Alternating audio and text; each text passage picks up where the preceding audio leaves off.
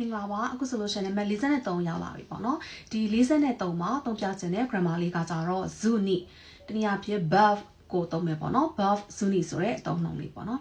အဲ့တော့သူကဘာနဲ့တူတူပဲလဲဆိုလို့ရှိရင်အရင်တော့ကသုံးဖို့တဲ့ buff 9 day ဆိုတဲ့အသုံးနှုန်းလေးနဲ့တူတူပဲဥပမာဆိုရင်ဒီလိုစလုံးလေးကိုစဉ်းစားကြည့်အောင်ပေါ့နော်ဤကာ9 day ထားပဲ9 day မီ9 day ရှီ9 day ဆိုတော့သုံးကြတာရှိတယ်ဤကာ9 day ဆိုရင်မတော်ပဲနဲ့ထားပဲနိုင်တယ်မစားပဲနဲ့မိနိုင်တယ်မကြည့်ပဲနဲ့ရှင်းနိုင်တယ်မလုပ်ဖဲနဲ့စသဖြင့်သုံးခဲ့တယ်အဲ့ဒီနေရာတွေမှာဇူနီတွေသုံးလို့ရတယ်ဤကာဇူနီထားပဲဇူနီမိဇူနီဆယ်ဇူနီဆိုပြီးတော့သုံးလို့ရတယ်ရှင်းနိုင်တဲ့လေးကကြတော့ချွင်းချက်ပေါ့နော်သူကလေကိုင်း exceptional case ဖြစ်တယ်သူ့ကိုမှတ်ထားပေးရမယ်သူ့ကိုရှီဇူနီလို့ပြောပဲနဲ့သူ့ကိုဆိုလို့ရှင်ကြတော့ဆယ်ဇူနီလို့ပြောမယ်ပေါ့နော်အဲ့တော့လေပုံးလေးကြည့်အောင်ပေါ့နော်စာစုပ်ကိုအဆာကောဟန်ထားပဲဇူနီတက်ခါခဲကြတာဆိုလို့ရှင်ကြတော့မနေ့စာမစားပဲနဲ့အပြင်ထွက်သွားတယ်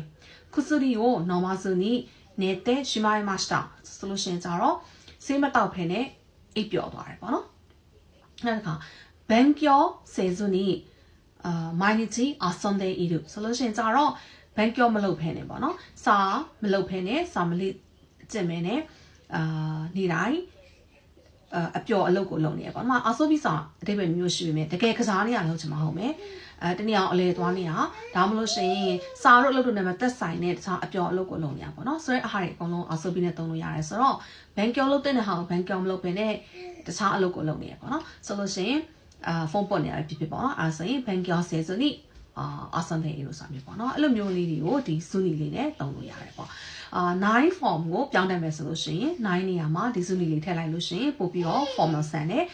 9ထက်ပေါ့နော်9 day ထက်ပို့ပြီးတော့ formal ဆန်နဲ့အရေးသားပို့ဆန်နဲ့ပုံစံလေးကိုသုံးလို့ရတယ်ဒါပေမဲ့အရေးသားဆန်နဲ့ဆိုရင်အရေးသား only ပဲမဟုတ်ဘူးပေါ့နော် written only မဟုတ်ဘူးစကားပြောမှလည်းချုပ်သုံးတဲ့လူတွေသုံးတယ်9 day ထက်တော့9 day ရောက်ပို့ပြီးတော့စကားပြောဆန်နဲ့အသုံးလုံးဆိုပြီးတော့မှတ်ထားလိုက်လို့ရှိရင်ရပါပြီဒါဆိုလို့ရှိရင်သုံးကြည့်ကြပါအောင်နော်